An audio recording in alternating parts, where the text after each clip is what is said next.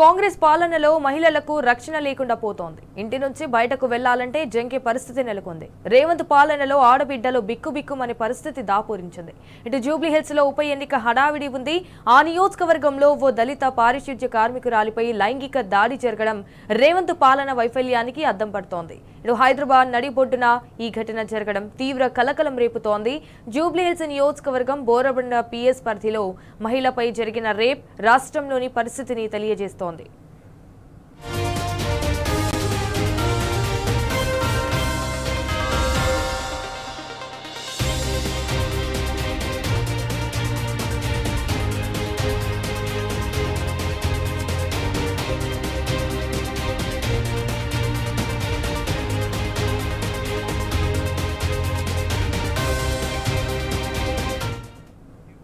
ESI సమీపంలో ఎర్రగడ్డ foot over bridge పై తెల్లవారుజామున 4 గంటల సమయంలో పారిశుధ్య కార్మికురాలు విధులకు వెళ్తోంది. అయితే ఏజీ కాలనీలో విధులు చేసేందుకు ఫుట్ ఓవర్ బ్రిడ్జ్ పైకి వెళ్లింది. అప్పటికే మద్యం మత్తులో ఉన్న నంబూరి రాజు అనే వ్యక్తి మహిళను అడ్డగించి లైంగిక దాడి చేశాడు.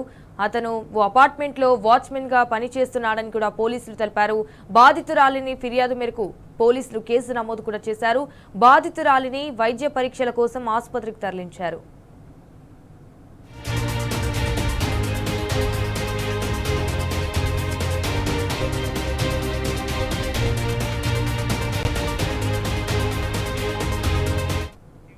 ఎన్నికల హడావిడి ఉన్న సమయంలో లైంగిక దాడి జరగడం తీవ్ర దుమారం రేపుతోంది. ముంబై హైవేపై నిత్యం వాహనాలు రాకపోకలు సాగుతుంటాయి. అయితే ఆ ప్రాంతంలో అందరూ రోడ్ క్రాస్ చేసేందుకు ఉపయోగించే ఫుట్ ఓవర్ బ్రిడ్జ్ పై ఘటన జరగడం అనుమానాలు వ్యక్తమవుతున్నాయి. ఆ సమయంలో పోలీసులు గస్తీ లేక తెల్లవారుజామున ఘటన జరిగితే అక్కడ ఎవరు లేరా, ఉంటే ఎందుకు అడ్డుకోలేదని ప్రశ్నలు వస్తున్నాయి. సీసీటీవీ ఫుటేజ్ ని పోలీసులు పరిశీలిస్తున్నారు. బాధితురాలి ఇల్లు ఘటనాస్థలికి సమీపంలో ఉంది. దాంతో ఆమె విధులకు వెళ్లే సమయంలో నిందితుడు ఫాలో చేశాడా అనే సందేహం కలుగుతోంది. అంతేకాదు నిందితుడిని పోలీసులు అరెస్ట్ చేయగా అధికార పార్టీ నేతల పేర్లు చెప్పినట్టు తెలుస్తోంది. నిందితురాలు పారిశుధ్య కార్మికురాలు కావడం దళిత సామాజిక వర్గానికి చెందడంతో పోలీసులు తప్పనిసరి పరిస్థితుల్లో అదుపులోకి తీసుకున్నట్టు సమాచారం. పోలీసుల తీరుపై రేవంత్ ప్రభుత్వంపై తీవ్ర విమర్శలు వస్తున్నాయి. ఇది రేవంత్ పాలన వైఫల్యానికి నిదర్శనమని మండిపడుతున్నారు.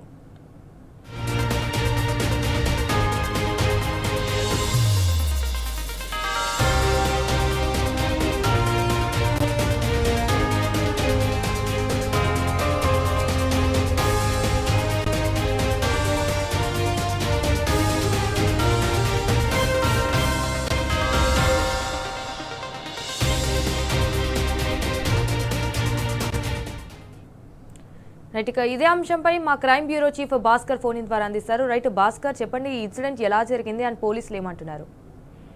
ఒకవైపు జూబ్లీ హిల్స్ లో ఎన్నికల హడావిడి నడుస్తుంటే మరోవైపు అత్యధికంగా జరుగుతున్న సంఘటన ముఖ్యమంత్రి రేవంత్ రెడ్డి పాలనా వైఫల్యాన్ని ఎత్తి చూపుతున్నాయి. హైదరాబాద్ నగరం వర్గంలో అత్యధిక రౌడీ షీటర్లు ఉన్న బోరబండ ప్రాంతంలో శుక్రవారం రాత్రి జరిగినటువంటి ఘటన కలకలం రేపింది. ఈఎస్ఐ సమీపంలోని ఎర్రగడ్డ ఫుట్ ఓవర్ బ్రిడ్జ్ పై తెల్లవారుజామున 4 గంటల సమయంలో విధులకు వెళ్తున్నటువంటి 50 ఏళ్ల మహిళా పారిశుధ్య కార్మికురాలిపై ఒక ఆమాండు లైంగిక దాడికి పాల్పడినటువంటి ఘటన కలకలం రేపుతోంది. ఏజీ కారణి పారిశుధ్య నిర్వహించేందుకు బాధితురాలు నడుచుకుంటూ ఫుట్ ఓవర్ బ్రిడ్జ్ పైకి వెళ్ళింది. మధ్యలో ఉన్న నంబూరి రాజు అనే వ్యక్తి ఆమె బ్రిడ్జ్ పై అడ్డగించి బలవంతంగా లైంగిక దాడి చేపట్టాడు. బాధితురాలకు ఫిర్యాదు మేరకు బోరబండ పోలీసులు నిందితుడు రాజును అదుపులోకి తీసుకున్నటువంటి పరిస్థితి. నిందితుడు మోడల్ కాలనీలో అపార్ట్మెంట్ వాచ్మెన్ గా పనిచేస్తున్నట్టుగా పోలీసులు ధృవీకరించారు. బాధితురాన్ని వైద్య పరీక్షల నిమిత్తం హాస్పిటల్ తరలించారు. బాధితురాన్ని పిలుపు మేరకు పోలీసులు కేసు నమోదు చేసుకుని దర్యాప్తున్నారు. ఎన్నికల హడావిడి కొనసాగుతున్నటువంటి సమయంలో ఓ దళిత మహిళపై లైంగిక దాడి జరగడం నియోజకవర్గంగా సంచలనం సృష్టిస్తుంది. ఈ ఘటనపై రేవంత్ రెడ్డి పాలన ఎంత అద్భుతంగా ఉందో చెప్పడానికి అర్థం పడుతున్నటువంటి పరిస్థితి కనిపిస్తుంది. ఓ పారిశుద్ధ్య కార్మికురాలపై దళిత పారిశుద్ధ్య కార్మికురాలపై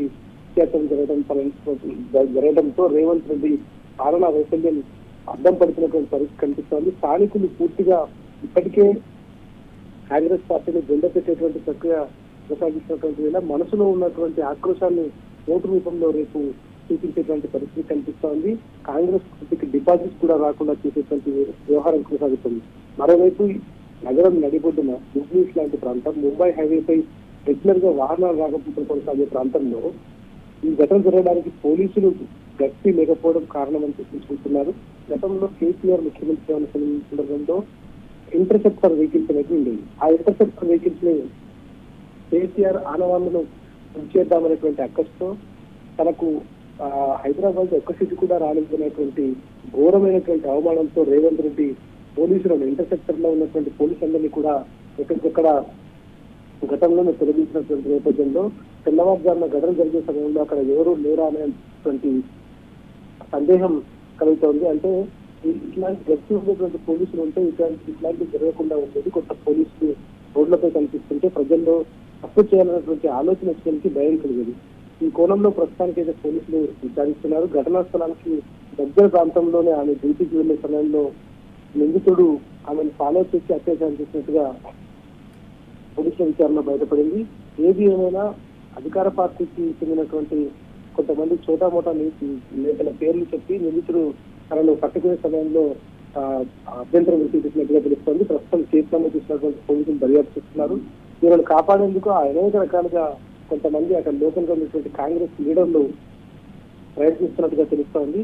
ఏది ఏమైనా ఇవాళ హైదరాబాద్ పూర్తిగా అత్యాచారాలకు అడ్డాగా, దొంగతనాలకు అడ్డాగా, చైల్డ్ స్నాచర్లకు అడ్డాగా, డ్రగ్స్ అడ్డాగా తయారైందంటే ఈ 22 నెలల కాంగ్రెస్ పాలన స్పష్టంగా తెలుస్తోంది. మహిళలకు రక్షణ లేదు. ఇటు ఇక్కడ పడితే అక్కడ విద్యార్థులు సైతం, చిన్నపిల్లలు సైతం గంజాయి డ్రగ్స్ బాగా పడుతూ వైద్య బారిన పడుతూ అనారోగ్య పాలవుతున్నటువంటి పరిస్థితి కనిపిస్తోంది. హైదరాబాద్ భవిష్యత్తు ఏందో ఆలోచిస్తేనే, తెలంగాణ భవిష్యత్తు ఏందో ఆలోచిస్తేనే వల్ల ఒక భయంకరమైనటువంటి పరిస్థితి, ఊహకు అందినటువంటి భయంకరమైనటువంటి పరిస్థితి కనిపిస్తోంది. ఈ నేపథ్యంలో ఈ మొత్తం అంశాలపై ప్రజలు ఆలోచనతో పడినటువంటి పరిస్థితి నేపథ్యంలో 22 పాలనలో కాంగ్రెస్ ప్రభుత్వం చేస్తున్నటువంటి అన్ని వైఫల్యాలను గుర్తుపెట్టుకుని రాబోయే ఎన్నికల్లో ఖచ్చితంగా బీఆర్ఎస్ పార్టీని భారీ మెజార్టీతో గెలిపించడానికి ప్రజలైతే సమాయత్తమవుతున్నారు. కానీ ఇట్లాంటి దళితమైనపై రేపు జరగడం అనేటువంటిది, అది జూబ్లీస్ జరగడం అనేటువంటి మాత్రం ఎంత మాత్రం ఆక్షేపణీయం కాదు అనేటువంటిది మాత్రం స్పష్టంగా తెలుస్తోంది.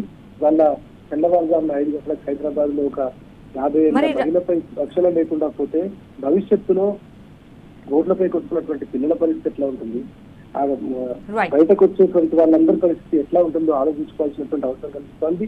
ఇది పూర్తిగా పోలీసుల వైఫల్యం, రేవంత్ సర్కార్ కు పరిపాలనకు వైఫల్యానికి అర్థం పట్టే విధంగా కనిపిస్తా ఉంది. Alright, Bhaskar, thank you for the updates.